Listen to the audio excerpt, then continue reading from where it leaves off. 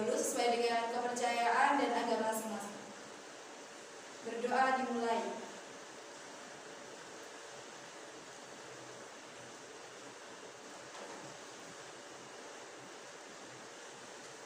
Lalu biar kita belajar lebih santai, lebih enak, anak-anak sekalian mempersiapkan diri mulai dari psikis dan juga fisik. Nah, itu meja yang belum tertata rapi silakan ditata terlebih dahulu.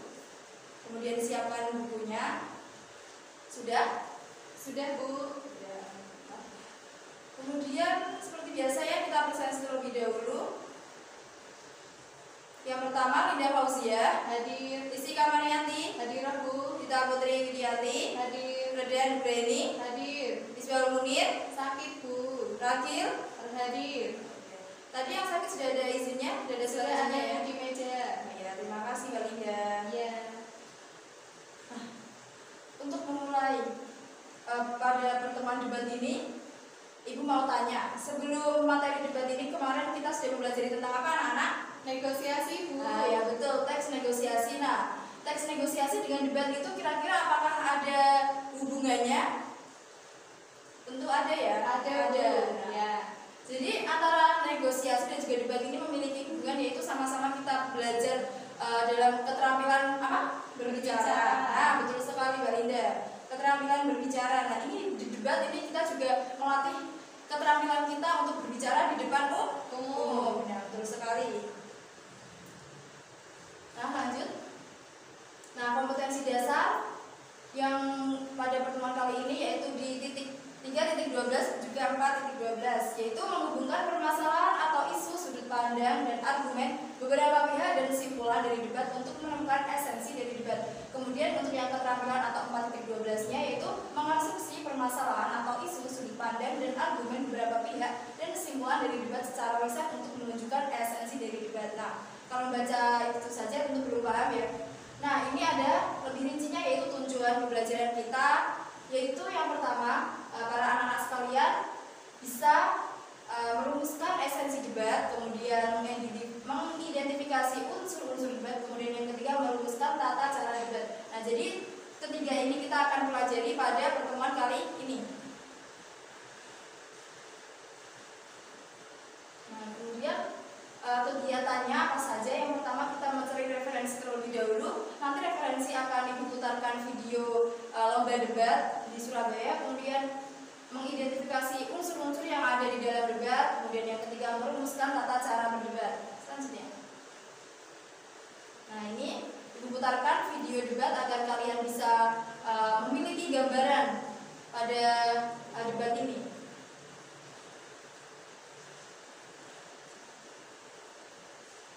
Nah, silakan disimak dan didengarkan baik-baik. Jika ada hal yang perlu dicatat, silakan dicatat.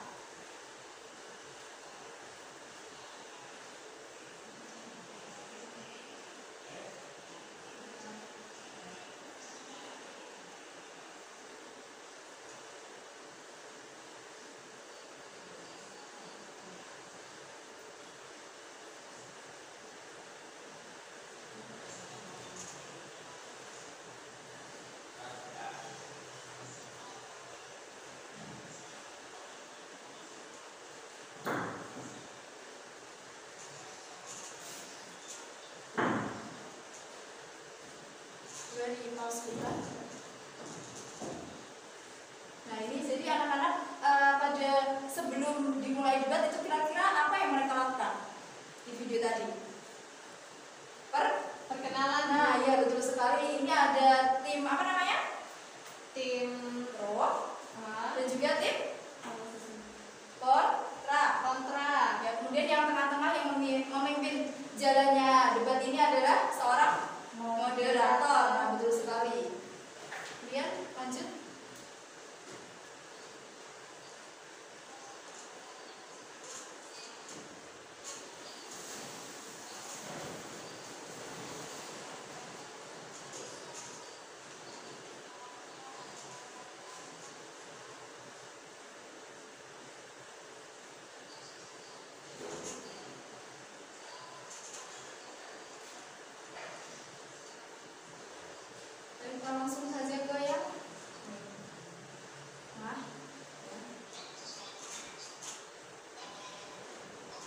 lagi.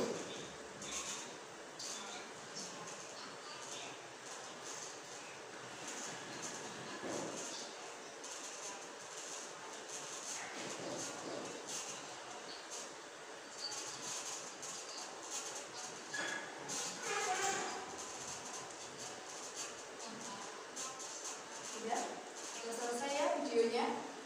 Nah,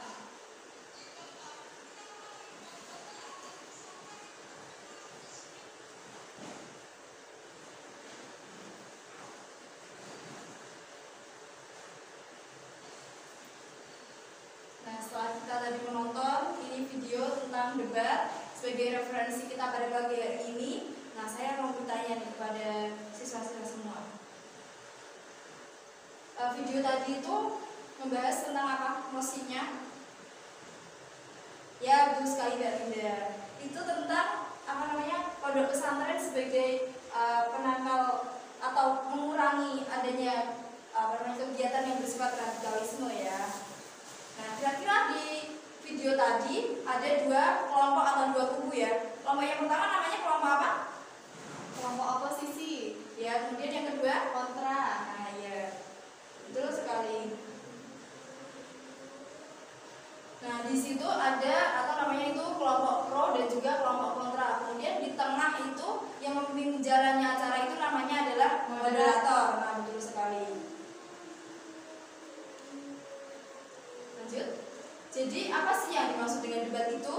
Ada yang bisa menjawab? Saya, Bu. Ya, silakan. Debat adalah proses saling bertukar pendapat untuk membahas suatu isu dengan masing-masing pihak yang berdebat, memberi alasan bila perlu ditambah dengan informasi, bukti, dan data untuk mempertahankan pendapat masing-masing, Bu. Ya, betul sekali itu, Mbak Linda. Jadi inti dari debat itu apa? Kita suatu proses untuk bertukar pendapat ya. Jadi tadi ada pro atau setuju, kontra yang tidak setuju. Jadi kita bisa melihat satu mosi itu melihat secara dua sudut pandang gitu. Karena semua mosi itu sebenarnya memang ada sisi baik dan juga sisi buruknya, atau sisi pro dan juga sisi kontranya. Ini langsung. Nah, ini kalian ibu bagi kelompoknya satu bangku saja. Jadi satu kelompok terdiri dari dua orang. Silakan dibuka di Google Classroom yang sudah saya share ya. Di situ sudah ada teks ini, tugas ini. Silakan dibuka terlebih dahulu. Kemudian jika ada yang satu orang itu sendirian, silakan berkelompok ke yang di depan jadi 3 orang, tidak apa-apa. Kira-kira butuh berapa menit untuk mengerjakan soal ini? 20, Bu. Oh, apakah tidak terlalu lama? 10 menit ya? 10 menit ya. Jika ada yang ingin ditanyakan, silakan ditanyakan. Baik, Bu.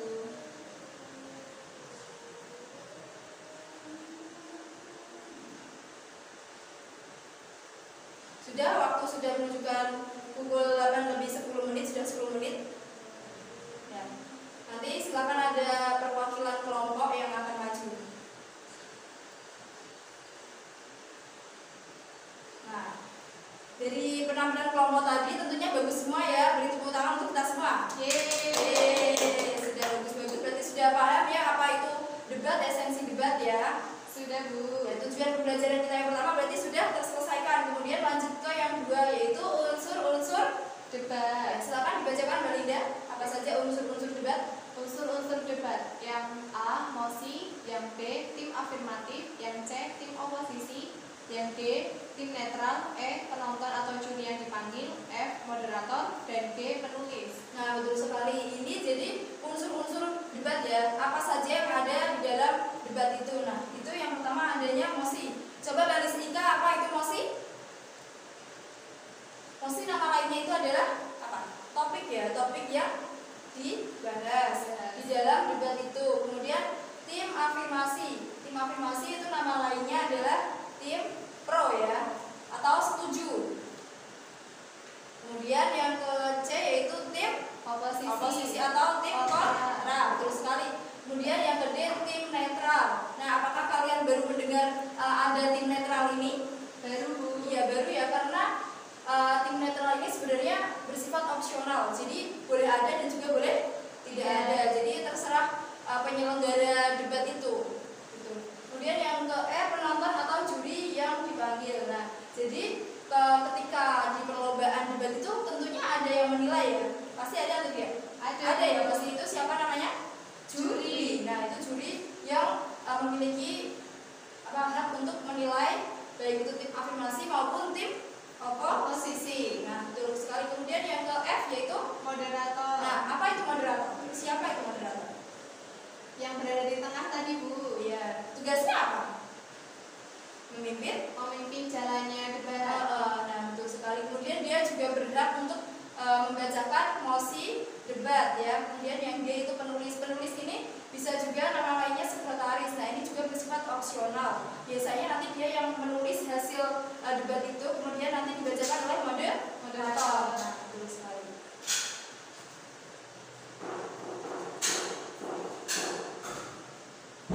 Nah, kemudian yang terakhir kita membahas tentang ini apa namanya tata cara berdebat.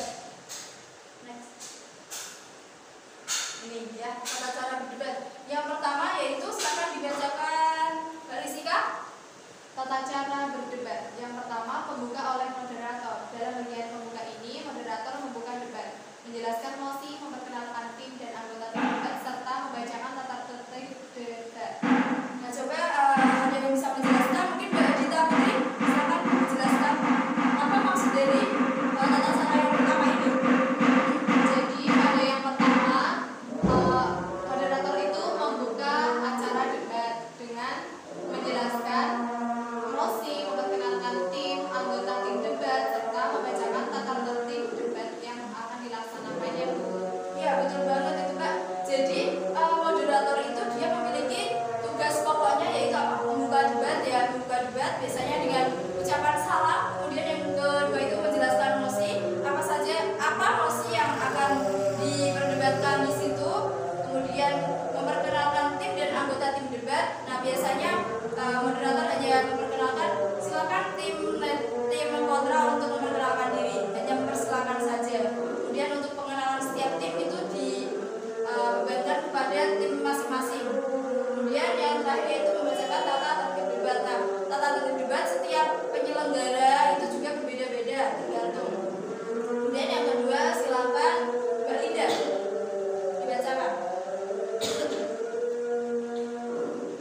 Yang kedua yaitu penyampaian pernyataan topik.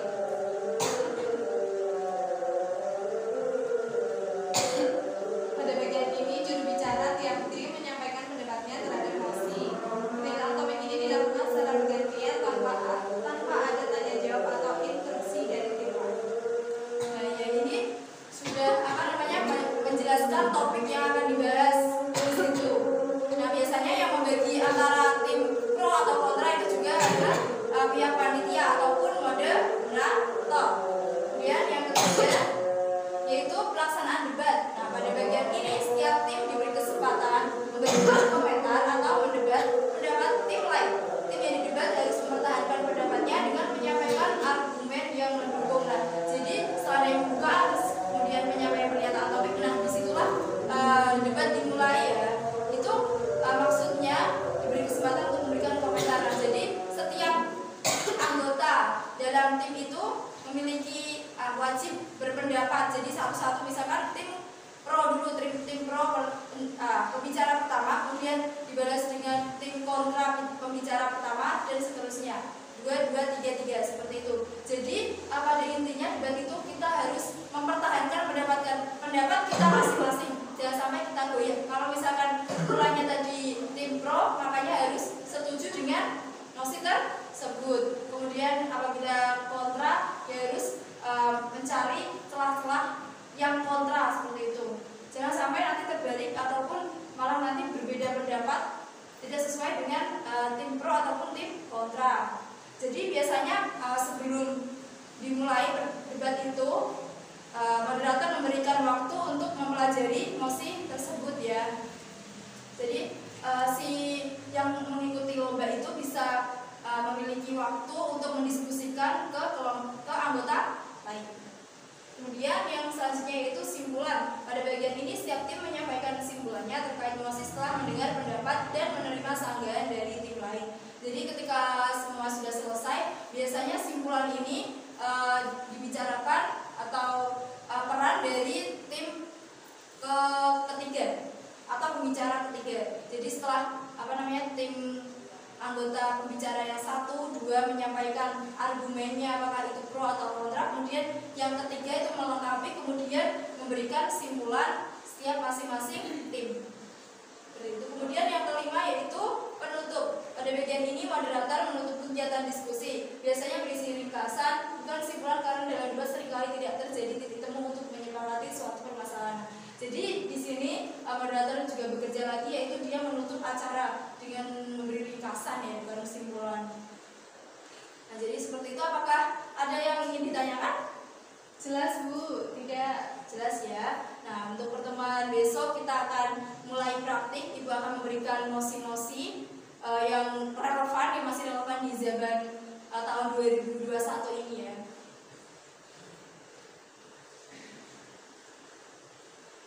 Sudah, bel sudah berbunyi menunjukkan pertemuan hari ini sudah usai. Nanti silakan dikerjakan tugas yang sudah saya kirim di Google Classroom. Silakan dikerjakan baik-baik. Kemudian persiapkan untuk pertemuan selanjutnya, kita akan praktik ya. Nanti ibu akan bagi kelompoknya ketika sudah di kelas. Jadi kalian harus mempelajari 5 mosi yang sudah ibu kasih. Apakah ada yang ditanyakan lagi? Sudah cukup? Cukup Bu. Cukup ya. Jadi apa saja simpulan yang bisa kita dapat dalam materi ini Mbak Indah? Debat yaitu proses saling bertukar pendapat untuk membahas suatu isu atau mosi yang telah diberikan, dengan masing-masing pihak yang berdebat memberikan alasan bila perlu ditambah dengan informasi, bukti, dan data untuk mempertahankan pendapat dari masing-masing. Betul sekali. Penambahkan juga, jadi ketika berdebat itu harus ada data untuk memperkuat pendapatnya masing-masing. Kemudian kita tutup pembelajaran pada pagi hari ini dengan berdoa bersama-sama. Berdoa di dalam hati saja ya. Berdoa.